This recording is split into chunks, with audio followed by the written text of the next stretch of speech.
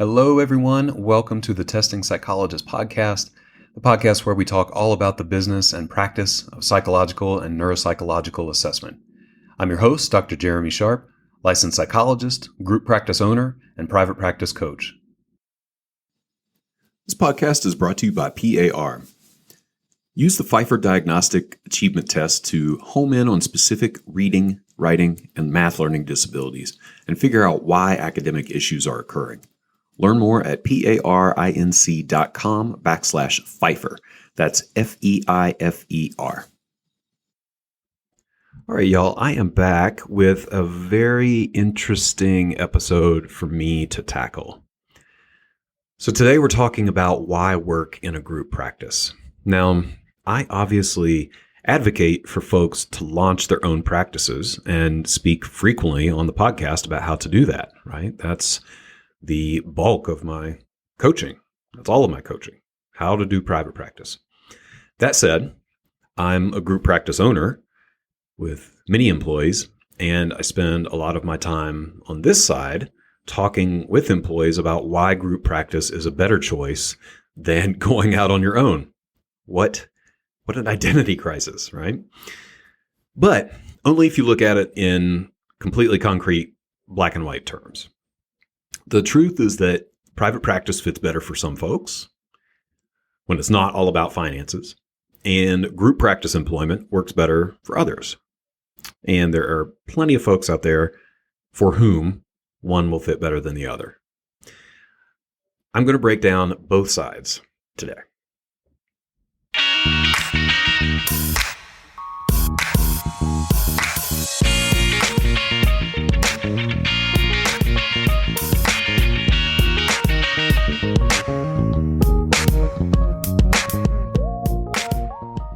All right, y'all, glad to be digging into this. Like I said, this is an interesting episode to put together. So let's see where it goes. On the surface, it would appear that being on your own in private practice is the best financial move, right? I think everyone has that assumption. In a group practice, you're getting paid anywhere from, well, there's a huge range. Anywhere from 40 to 70% of collected revenue, depending on whether you're an employee or a contractor, private pay, insurance, etc. And it may not be a strict percentage, right? We might be talking about an hourly rate or even a salary. But for the simplicity's sake, I'm just going to quantify it as a percentage of collected revenue. So if you're getting paid 40 to 70% of collected revenue, then I think people go to this place of, well, it must be more financially sound to be in private practice, right? Well, maybe not. And here's why. There are two main things to consider in this conversation. One is this is hinging a bit on the difference between revenue, which is everything that you bring in, gross revenue. That's all the money that you collect. And what we'll call profit, or in this case, everything that you take home, as well as how many hours you're actually working in both settings. Okay, so those are the two things. Revenue versus profit, and how many hours you're working in each setting, and the kind of work that you're doing, what those hours look like. So let's start with the revenue. Revenue is likely going to be similar, actually. So seeing 20 clients a week in a group is going to bring in the same amount as seeing 20 clients a week in private practice, all things being equal. And when I say clients, I just mean billing 20 hours. You might be doing 20 hours worth of testing, but we'll just say, billing 20 hours is billing 20 hours, whether you're in a group or you're in private practice. All other things being equal. There are two exceptions, though. First one is if you move from an insurance-based group practice to a private pay practice. And two, on the flip side, if you go from a private pay group or an insurance-based group to your own insurance practice, you're going to bring in less revenue in your own practice. Okay. So I'll say that one more time. If you move from an insurance-based group practice to a private pay private practice or solo practice, then you would likely bring in more revenue in your solo practice. On the other hand, if you transition from private pay or insurance-based group practice to your own insurance-based solo practice, you will likely bring in less revenue. So the private pay to solo makes obvious sense, right? Like if the group is a private pay practice and you move to taking insurance, well, you're likely going to make less from insurance than, private pay. But the second example is what people don't consider a lot. So something people don't often consider when they might go from an insurance-based group practice to an insurance-based solo practice is that your group practice owner or billing department or whomever may have negotiated higher rates with insurance panels than are typically available to solo practice owners. So even though you might stay on the same panels in private practice or solo practice, you could potentially make less simply because you have a solo contract that does not reflect the higher negotiated rates. That's not always the case, but it is a factor to keep in mind that you might move from group practice to solo practice thinking you're going to get reimbursed a certain amount, but that may not be the case. Because reimbursements are often different for larger groups, often higher. But let's move to the real factor. So revenue is one factor. There are some variables there, but it's probably going to be pretty similar. Let's move to the real factor, though. What are your responsibilities financially, and how many hours are you working in each setting, and what kind of work are you doing? So let's assume that revenue is the same in each setting, and we'll just say it's $100 an hour. In a group, you'll take home, let's just say $50 of that, just to keep all this nice and even. Okay, so $50 out of every $100 you're going to take home. The natural question that comes up is, where does the rest of it go? Let's take a break to hear from our featured partner. The Pfeiffer Diagnostic Achievement Tests are comprehensive tools that help you help struggling students. Use the FAR, FAM, and FAW to home in on specific reading, writing, and math learning disabilities and figure out why academic issues are occurring.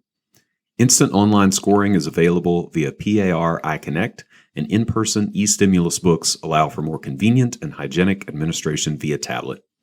Learn more at parinc.com/Pfeiffer. That's FEIFER. All right, let's get back to the podcast. That's an interesting question. I say it's natural. I don't know that it's natural in other lines of work. I don't know that Apple employees are asking, where does the rest of my money go? Why, that whole question of why is the company keeping my money? I don't think that's a thing that happens in other businesses, but it's one of those weird quirks of mental health that I think originated from a percentage model. I did an episode on that if you're curious, but let's stick to the script here. So revenue is about the same, $100 an hour in both settings. In a group, you'll take home about $50 of that. That's pretty common if you're an employee. So where does the rest of it go? Well, the practice owner covers all the overhead, testing materials, rent, admin support, payroll taxes, benefits, retirement, etc., continuing education. And on your own, you are responsible for all of those things. So that's a lot. I mean, that's a lot that's happening behind the scenes as a group practice owner that you may not be aware of or immediately think about. And when you go out on your own, you are responsible all of a sudden for all of those things. So you are all of a sudden taking care of overhead, testing materials, rent, admin support, taxes, self-employment taxes, and if you choose to do health insurance and saving for retirement, you can add those in as well. In the end, you might actually come out ahead in terms of the quote unquote take home pay per hour of clinical time, even after you pay for all of those expenses on your own. Maybe. So, if we just say you're bringing in $100 an hour, let's assume that, $30, $35 goes to overhead. Okay. So that leaves you with about $65 out of the 100 that you are actually taking home. Okay. Compared to the 50 in a group practice. Okay. So right now you're ahead. You're actually bringing home about $65 an hour out of the 100 instead of the 50. You're like, okay, great. I'm making more money. The kicker is how many hours you are working. So when you're an employee, you should be getting paid for literally every hour that you work. I mean, maybe there's a different rate for clinical time versus admin time, depending on the task or meetings and whatnot. But you should be getting paid for every hour that you are working. When you go into solo practice, you get paid for your clinical time, and that's it. Okay? You get paid for clinical time. You do not get paid for on average, 10 to 15 hours a week that you're going to do on top of your clinical load to manage your practice. So that extra 10 to 15 hours typically goes toward admin tasks like answering the phone, answering email, maintaining your website, doing marketing, purchasing testing materials, inventorying testing materials, any number of other things that you are doing to make your practice run. So that typically adds up to about 10 to 15 more hours per week on top of the clinical load. So then when you do the math, this comes out to a lower hourly rate than you would make in a group practice in the majority of cases. Now, for some folks, that's okay. That's okay. That's a trade-off you're willing to make. But the idea is that you know what you're getting into before you get into it, right? So that kind of raises a question, okay, why go into solo practice? Well, this is what I was just alluding to. For a lot of folks who do it, it's not just about the money.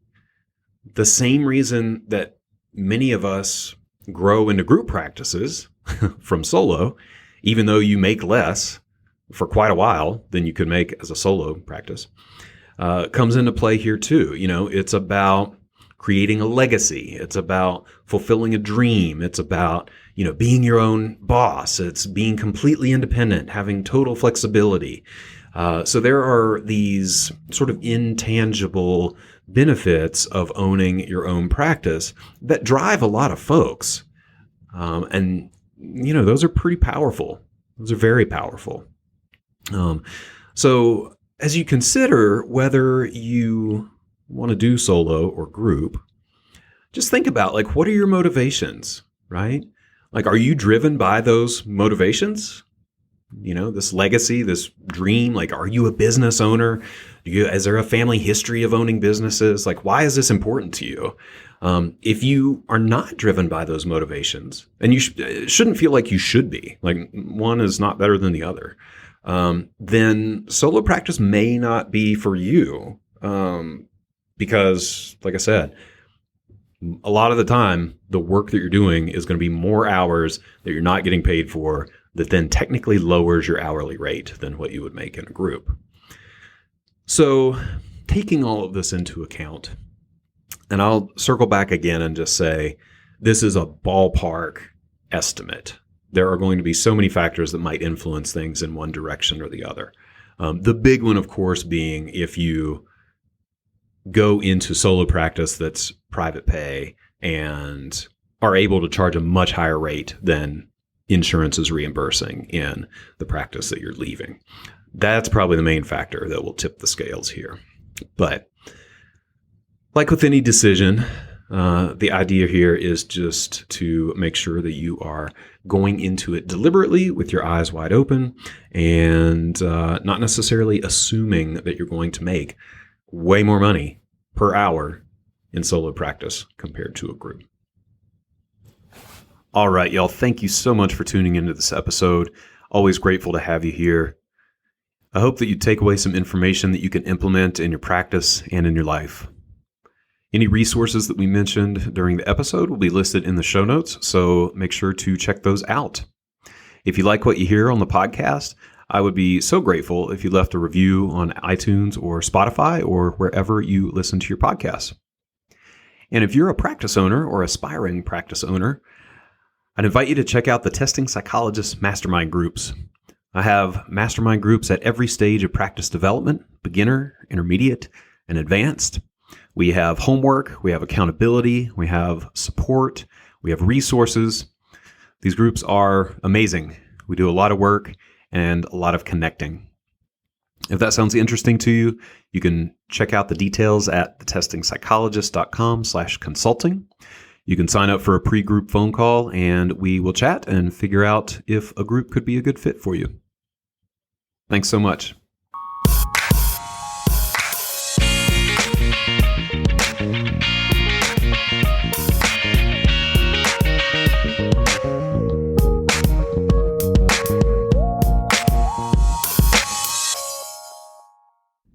The information contained in this podcast and on the Testing Psychologist website are intended for informational and educational purposes only.